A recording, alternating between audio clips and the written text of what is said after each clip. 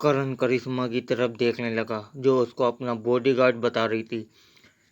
करिश्मा उस एल्फ से बोली, हम तुम्हें नुकसान नहीं पहुंचाएंगे, उल्टा तुम्हारी रक्षा करेंगे। एल्फ वो बोला, सच में? करिश्मा बोली, हाँ सच में। जो लोग मुसीबत में हो, पुरोहित उन्हें बचाना बचाना चाहिए। जैसे अगर हमारे साथ कोई हीरो होता, मानो योद्धा होता, तो वो भी यही करता। करिश्मा की जानबूझकर ये बात करण की तरफ देखकर बोली थी। करण चुप रहा। मेरा नाम नौका है, वो एल्फ वो बोला। मुझे पहले बनारस के एक खानदान ने खरीदा था, लेकिन फिर उन्होंने मुझे काले बाजार में बेच दिया और वो इस कबीले को खरीद लिया। फिर मैं एक दिन वहाँ से भाग गया। उम्र कितनी है तुम्हारी? एक साथ। एल्फ बोला, मेरी उम्र 30 साल है। घर किधर है तुम्हारा? करण ने वो उस एल्फ से पूछा। एल्फ बोला, पता नहीं। कर्ण ने बोला, यहीं समर में ना? पता नहीं, एक पर्वत के पास था हमारा घर, वहाँ पे हम हमला हुआ, मैं भूल गई। करण ने एक चट्टान पर खड़े होकर नीचे खड़े शिकारियों से पूछा। करण को अब थोड़ा थोड़ा समर का जंगल समझ आने लगा था। कभी कोई व्यापारी मिल जाता तो कभी इक्का दुक्का कबीले वाले। हर कोई करिश्मा को लाचार समझकर उस पर जोर आजमाने की कोशिश करता था। पहले तो करिश्मा खुद को उससे लड़ने के लिए काबिल थी, लेकिन फिर करण भी इसी बीच में वहाँ से कबीले के बारे में छोटी मोटी जानकारी इकट्ठा कर ली थी। वे लोग सबसे पुराने थे और एल्फ को गुलाम बनाकर रखते थे। वो भेड़ियों की सवारी करते थे और बहुत खूंखार थे। उनके भेड़ियों के टैटू से पहले उनकी आसानी से पहचाना जा सकता था। तुम बाहर से हो? उस शिकारी ने अपने शेर का मुखौटा ऊपर किया। उसने चेहरे पर निशान पड़े थे जो अभी भी खून से चमक रहे थे। गुन्नार कबीले का श्राप। तुम यहाँ क्या कर रहे हो? तुम्हें लगता है कि मैं आराम आराम कर रहा हूँ? तुम शाही खून से हो ना? उन शिकारियों ने कर्ण से पूछा। पूछ कौन रहा है? कर्ण बोला, हे महक। कर्ण हंस पड़ा। उसने अपने कोट को सूंघा। इतनी तेज महक रहा है, क्या धोना पड़ेगा? कर्ण ने मन ही मन सोचा, अल्फ की सूंघने की शक्ति बहुत तेज होती है। करिश्मा ने कर्ण से बोला, भारी गुन्नार का शिकार तुमने चुराया है। वो शिकारी बोला, बेकार का कोई मालिक होता है जो उससे पकड़ ले उसका शिकार उसका। कर्ण बोला। कर्ण ने बोला ही था कि भेड़िए के से कर्ण पर छलांग लगा दी। भेड़िए ने अपने मुंह की जगह पंजों से हमला किया था और चारों तरफ खून फैल गया था। करण की तलवार भेड़िए के शरीर के आर पार हो गई थी। भेड़िया की चीख निकली। वो एक बार फिर करण पर उछल पड़ा। उसके ऊपर सवार शिकारी ने अपना भाला करण पर चलाया और अपनी कोहनी उस शिकारी के मुंह पर मारी। वो शिकारी जमीन पर गिर पड़ा। करण ने तलवार अंदर रखी और भाला उठाकर बाकी शिकारियों के सामने खड़ा हो गया। बाकी शिकारी उसे देख रहे थे।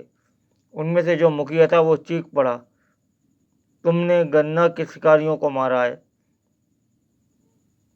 अभी जान बाकी है। वो शिकारी सच कह रहा था। करिश्मा बोली, नहीं, वो मर गया है, लड़ने के काबिल नहीं है। कर्ण ने बोला। सो शिकारी अपने भेड़िए के नीचे उतरे। करण होशियार था। उसने अपनी सब यौगिक शक्ति को भाप ली थी। वो कोई कमतर खिलाड़ी नहीं थे। उन शिकारियों ने जमीन पर हाथ रखा दिया और चारों तरफ पत्थर हिलने लगे। ये शिकारी प्राचीन जादू में माहिर थे। तभी करण ने कुछ महसूस किया।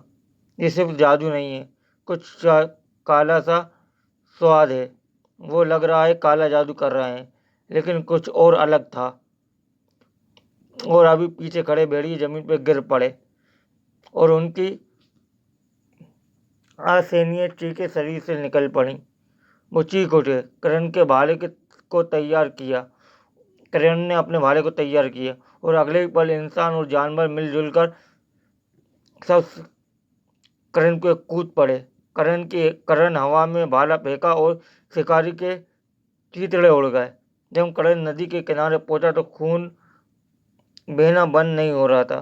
करिश्मा उसके जख्म में मरहम लगा रही थी। उसने कहा कि हमारे लिए कुछ करना चाहते ही और कुछ करने लगे। करेंगे ही पूरे शरीर करण के पूरे शरीर से खून से भीगा हुआ था। वो नदी में नहाने लगा। कौन था? कन्नार कबीले वाले। कौन थे कन्नार कबीले वाले?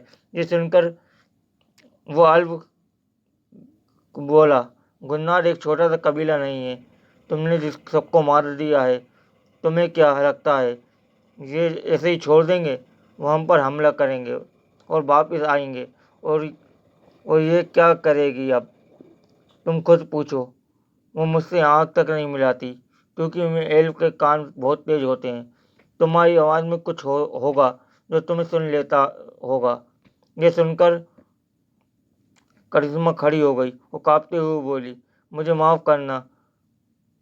मैं जानबूझकर नहीं, मेरे कानों में बस बातें आ जाती है। मेरी सुनने की शक्ति बहुत तेज है। बस में बात पहुंच जाती है। 1 मिनट क्या मतलब है जो तुम्हें पहुंचनी चाहिए? मैंने सब कुछ जरूर कहा था क्या? करण ने बोलते ही पूरे टैटू अपने कोट में रख लिया। फिर नौका की तरफ पलटा। नौका क्या? सुनो तुम, करिश्मा बोली।